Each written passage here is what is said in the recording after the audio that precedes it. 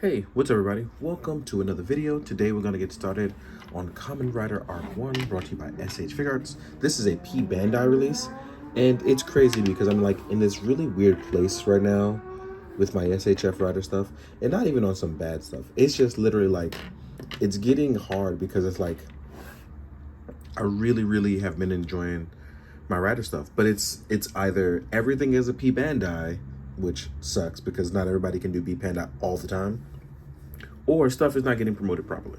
So I'm at that weird place where it's like, I've actually missed a few releases, which sucks because I'm just like, I don't know. So shout out to Kid Lux, who while in Hong Kong helped me track down an Ark-One. So here I am reviewing it because I definitely wanted to get this one. I loved 01. So it would also, what's up with SHF not completing lines until 4 series later?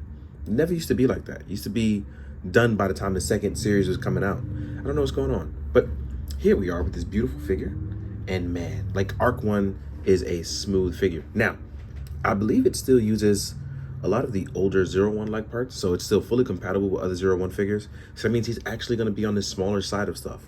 But overall, due to outsiders and everything else going on, I gotta say, this guy came out really beautiful. As you can see, got him nicely posed up, looking intimidating as hell. And it's one of those cool things where it's like, yo, this is nice. This is really nice. Now, very simple figure. It's just an upgrade from Ark-Zero, where we have our technical, at the time, this is our final form. And it's crazy because this is actually used by the main character. So sorry if this is a spoiler for you. It's one of those things. It's been out for a few years now, so I'm sorry if I spoiled it. But yeah, the actual main character used this and became a villain at the time, which is really dope. So articulation wise, we can do our shoulder pull out. We get a little bit of extra room, as you can see here.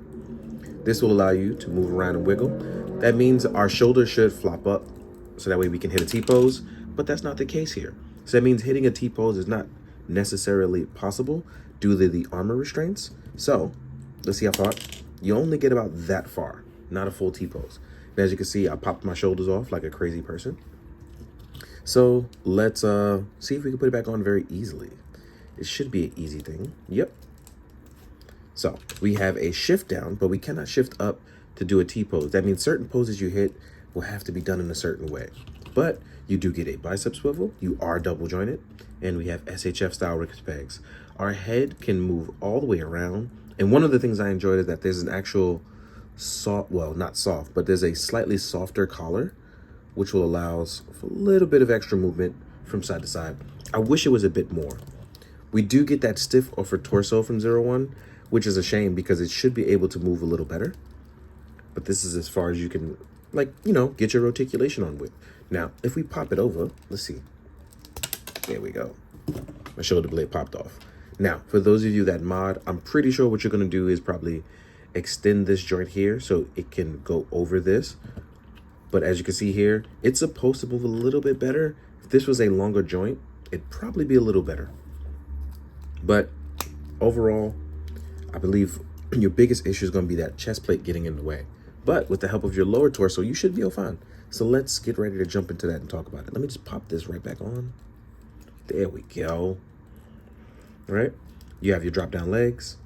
You can get about 90 degrees. You have a thigh swivel as well. Beautiful double joints. I think this guy probably has the best ankle pivot of a 01 figure so far. We have a toe hinge. So that means we can get into lower browed pose. And this is where it kind of shines because of that extra movement here. But you can hit those crouching poses really well for the Ark-Zero style. This guy looks really good in poses. Ooh. The black and white silhouette with the highlights of red really work for this figure. But it just feels like a step back sometimes considering how much further that we've come. Especially because you could have made improvements on the line. And instead you kind of just kept it the same. So that's what makes it a tad bit disappointing. But with all of that, I'm still enjoying it. So that's just me though. But here we are. If you've collected the rest of the 01 line, you're also in for a treat because accessory wise, Ark-One doesn't come with anything, but it's a buildup of all the other stuff. So that means he can use all the previous weapons and they do give you the hands for it. Here we are with closed fist. Let's change our focus. Here we are with closed fist for punching power, especially if you're going to do those evil rider punches. Here we are with item holding hands. These will be for holding swords, the Thouser Jacker, the Horobi Sting Arrow, all of those weapons. Here we are for the Shot Riser and the attached shotgun. Then we have those Arc-Zero hands that will allow you to do stuff like shoot fireballs and things like that, or, you know, just stop punches. So hand accessories, you'll get a ton, but this guy is mostly a built off of getting all the other things out of the line. And that's probably why they saved him for last. But like I said, it's a tad bit of a disappointment because it's one of those things where he should have been done a while ago, especially if you're going to use already older body parts that you had. So yeah. Now we're going to jump into the size comparison. Compare him with older SHF and newer SHF as well as other lines. Let's get to it.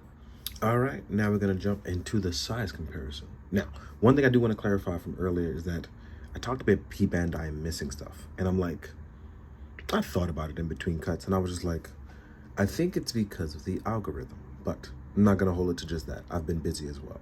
So I do want to retract that and say it could be partially on my own volition, just with too much going on. So I just want to, you know, take that one back. But everything else is how I said it. But that one, I wanted to have some critical thinking on it. So when we compare though, right, here we are with Arc-Zero. Now I really like Arc-Zero, but the color palette on this guy is so much better. But I really love Arc-Zero's design. So it's really cool to have these two together. Now, when we compare that to Zero 2, right, I love that we are now getting to a point where it's like, look how beautiful these guys look together. So the 0-1 line is one of my personal favorites.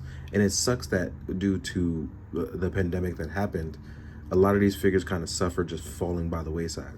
These guys came out all much later, but I would have loved if they would have been upscaled a little like their counterparts, because all the figures that came out after, an example being Saber and Geats, came out with bigger and better articulation. So it's almost like there was a big fundamental change and these guys kind of suffered for it, which sucks because these guys came out phenomenal. I feel like these are excellent figures. So, yeah. And then when you compare them to a Shunkocho Seiho, here we are with Fies, one of the later releases, just so you can see what you're getting into. And they still more in line with the Shunkocho Seiho, but I just really wanted to be in line with the newer Reiwa level class stuff. It would have been nice to have that. Now, we could also compare to a few other things. One of them being is 6-inch figures. Here we are with a Spider-Man. And as you can see, it has that older SHF dynamic of being much smaller. But they do, in scale, work with 1,000 Toys figures, which is really cool because I feel like Humagears would look like something out of 1,000 Toys. And that's always spectacular. Last but not least, we're going to throw my main man Ichigo in there because this guy's a little smaller, but he couldn't fit in stuff. But you know, you already know how he's going to look next to other 6-inch Domestic lines. The only big difference is going to be Mythic Legions. So here we are with Ichigo.